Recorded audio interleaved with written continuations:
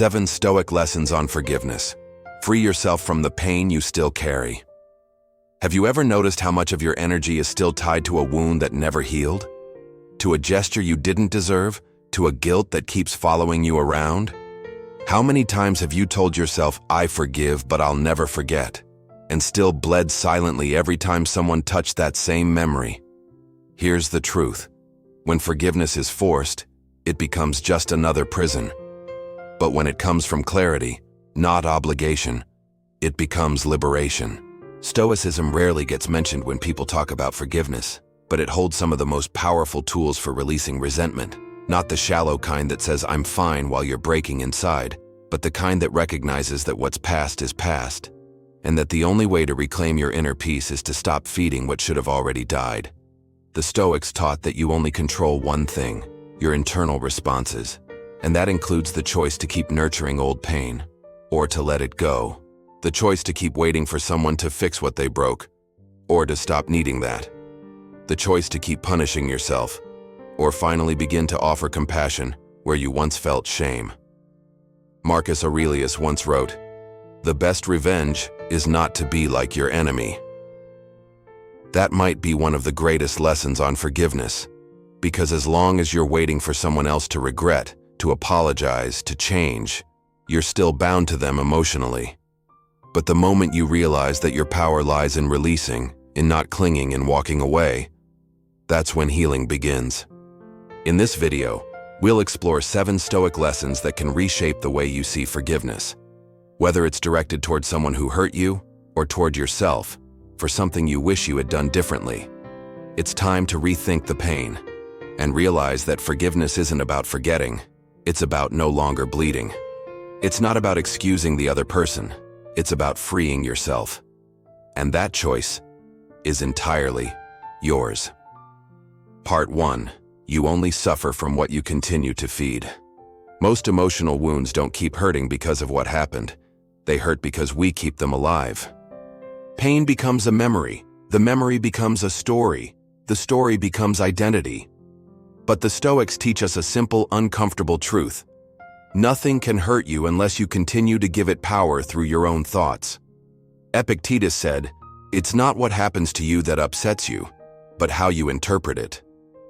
At first glance, this sounds harsh, almost dismissive, but it's actually a path to freedom. It calls you to recognize the difference between the event and the way you continue to replay it in your mind. When someone hurts you, the initial pain is real. Stoicism never denies that. But the lingering suffering? That often comes from your mind returning to the scene again and again. You imagine different outcomes. You replay the argument. You fantasize about justice, or revenge, or closure. And in doing that, the wound never closes, because you never stop picking at it. Stoicism reminds you that you always have a choice: to feed something, or let it die. What you water grows. What you stop nurturing withers. This applies to bitterness, resentment, guilt. The more you talk about the betrayal, the more real it becomes. The more you revisit the abandonment, the more it shapes your self-worth. The more you relive the mistake, the more power it has over your present. This isn't about pretending it didn't happen. It's not denial, it's liberation. It's looking back and saying, "Yes, it hurt. Yes, it was unfair. But I refuse to carry this one more day." Forgiveness, in the Stoic sense, is choosing to stop feeding what already wounded you. It's withdrawing the oxygen from the flame that's been burning inside you for too long. Do you want to stop suffering? Then stop nourishing what's causing you pain. Start noticing the thoughts you rehearse like mantras. Which memories do you keep reviving? Which words echo in your silence?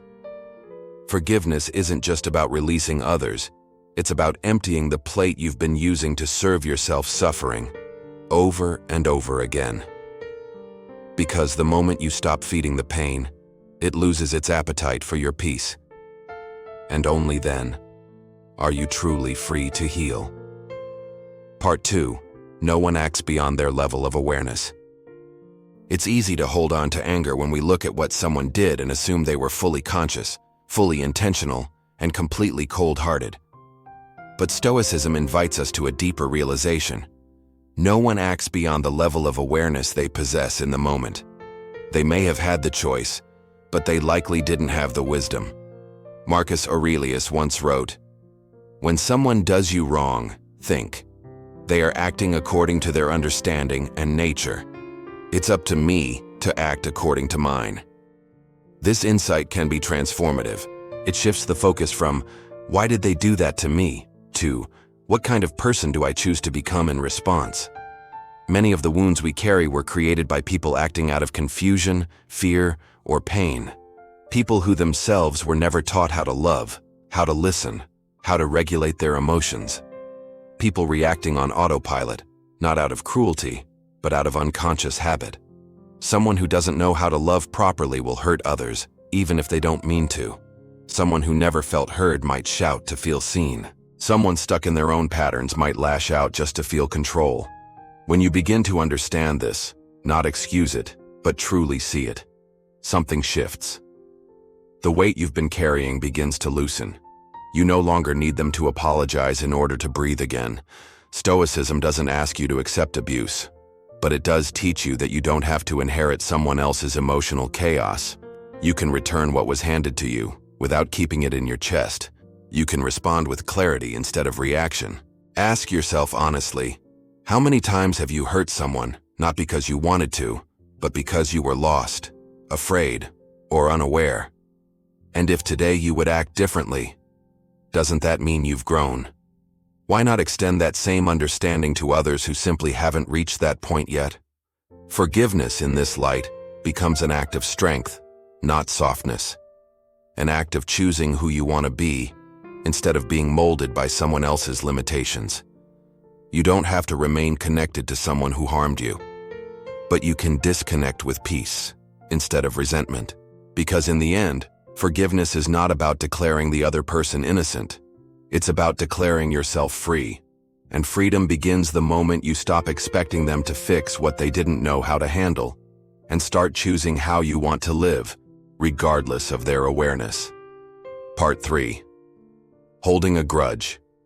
Is handcuffing yourself to the offender. Imagine that every time you replay the pain someone caused you, an invisible chain links you to that person. Not physically, but emotionally, mentally, energetically. You might not see it, but it pulls on your thoughts, your decisions, your peace. Stoicism teaches a vital truth. Whatever you keep alive in your mind stays alive in your soul. And if what you keep alive is resentment, then the person who hurt you continues to live within you, not as a lesson, but as a weight. Epictetus warned us, freedom is the only worthy goal in life. It is won by disregarding things that lie beyond our control. And one of those things, perhaps the most draining of all, is your desire for the past to have happened differently. When you hold a grudge, you don't hurt the other person. You hurt yourself. You replay what happened.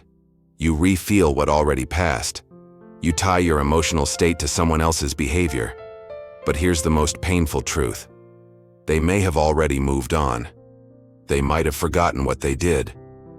Or they might never have even noticed how deeply they affected you.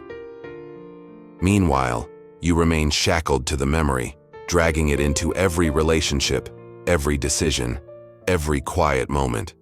You wonder why peace feels so distant. But how can peace enter when your mind is a courtroom, still waiting for a verdict that may never come? Stoicism doesn't ask you to erase what happened. It invites you to reclaim your energy from it, to stop letting someone else's ignorance dictate the quality of your life. Forgiveness, from this lens, is not weakness, it's strength. It's saying, I no longer accept this chain as part of who I am. Letting go isn't forgetting. It's refusing to be emotionally owned by someone who no longer belongs in your future. Ask yourself, how many of your current choices are being shaped by old wounds? How many times have you hesitated to love, to trust, to open up, because of someone who's not even present in your life anymore? You can wait years for someone to come and fix what they broke, or you can begin the work of repair from the inside, right now. Stoicism teaches that what's done is done. You don't get to rewrite the past, but you do get to release yourself from it. You are not what they did. You are what you choose to do now, with your thoughts, your energy, your future. Forgiveness is not about them. It's about you choosing not to be chained to an old version of yourself, or to someone who never had the key to your peace in the first place. Part 4. The past is not under your control. One of the most exhausting battles we fight is the silent war against what can no longer be changed. Our minds loop back to old conversations, different choices, alternate endings. If only I had seen it sooner. If only I had said something different. If only I hadn't trusted them. These what-ifs become emotional prisons, elegant in design, but brutal in effect. Stoicism draws a sharp and essential line between what is and isn't within your control. And the past, no matter how significant, how painful, how unresolved, is permanently outside of that line. You cannot rewrite it. You cannot undo it. You cannot walk back into that moment with the wisdom you now have. But what you can control is how you hold that past within you, how much space you allow it to take in your thoughts, how much power you give it to shape your identity, your mood, your relationships. Marcus Aurelius wrote, "You have power over your mind, not outside events. Realize this, and you will find strength." The past is an outside event. It's over. Gone. Unreachable. Yet many of us live as if we can still touch it, fix it, correct it. And in doing so, we trap ourselves in cycles of guilt, regret, and longing. Forgiveness, in its purest Stoic form, is the internal decision to stop negotiating with what is already done. It's the courage to stop offering your present moment as a sacrifice to something you cannot alter. This isn't forgetting. It's not pretending it didn't happen. It's choosing not to relive the pain over and over through your thoughts. It's recognizing that your life is happening here now, not back there. When you stop trying to bend the past, you start to rise in the present. You begin to breathe again.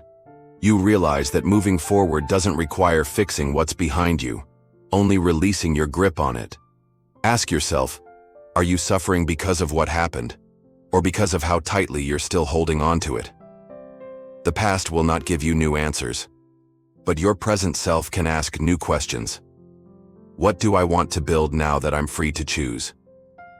What can I become, not in spite of what happened, but because I learned from it? Stoicism doesn't teach erasure. It teaches acceptance without surrender. It shows us that peace is not about controlling the past, but about controlling what we allow the past to do to us now. Let go of what you can't change, so you can finally begin to change what you can. Part 5. Real strength is choosing peace over revenge. We live in a world that often romanticizes revenge. We hear it in quotes, movies, and quiet conversations. Don't get mad, get even. One day they'll regret it. Let karma handle it. But behind these ideas lies a silent poison, one that keeps you tied to the very person or event you want to escape from. Stoicism teaches something radically different. Real strength isn't found in retaliation. It's found in restraint. It's found in the quiet decision to walk away with your dignity intact, rather than staying and trying to win. Epictetus put it clearly. It is not things themselves that disturb us, but our opinions about them. And revenge is often rooted not in justice, but in the opinion that someone else still has control over your emotional state. When you seek revenge, you may feel powerful in the moment. But underneath that power is a truth you can't avoid. You're still emotionally tethered to the one who hurt you. You may think you're punishing them, but you're the one drinking the poison, waiting for them to suffer, hoping they'll feel what you felt. But as time passes, their pain may never come, and your peace, it's suspended in that waiting. Marcus Aurelius wrote, "The best revenge is to be unlike the person who caused the harm." That is Stoic strength, not passive, not weak, but decisive. The strength to say, I will not become what hurt me. Revenge keeps you in the same story. Peace allows you to close the chapter, not because they deserve it, but because you do. You deserve a life that isn't dictated by someone else's wrongdoings. You deserve mornings that aren't haunted by memories. You deserve to breathe without bitterness. Stoicism isn't about letting people walk all over you. It's about choosing your energy wisely, recognizing that where you place your attention is where your life begins to form. When you choose peace, you're not surrendering, you're reclaiming. You're taking back your time, your focus, your emotional freedom. Ask yourself, is chasing revenge building the future you want, or is it just prolonging the pain? Forgiveness doesn't mean you condone what happened. It means you're no longer letting it control you. In a world obsessed with getting even, choosing peace is the most rebellious and powerful act you can make. Part 6. Forgiving isn't forgetting. It's choosing to stop bleeding. There's a common belief, and a harmful one, that forgiving means forgetting. That if you've truly moved on, you shouldn't remember. But this expectation often leaves people feeling broken, as if their memory is proof that they haven't healed. But the truth is, forgiveness has nothing to do with erasing memory. It has everything to do with changing your relationship to the memory. Stoicism reminds us that we are not slaves to what happened, unless we choose to be. Seneca wrote, "We suffer more in imagination than in reality." And much of that suffering comes from the belief that we can't let go until we forget. But memory isn't the enemy. Bleeding from it is. You can remember what happened and no longer be controlled by it. You can carry the scar without reopening the wound. You can revisit the past, not to suffer again, but to recognize how far you've come. Forgiveness, in this sense, is not about rewriting history. It's about reclaiming authority over how that history lives inside of you. You can say, yes, that happened. Yes, it hurt. But I'm not living in that pain anymore. That is Stoic power. Not avoidance, but clarity. Not suppression, but transformation. The pain was real. The betrayal, the disappointment, the silence. They left their marks.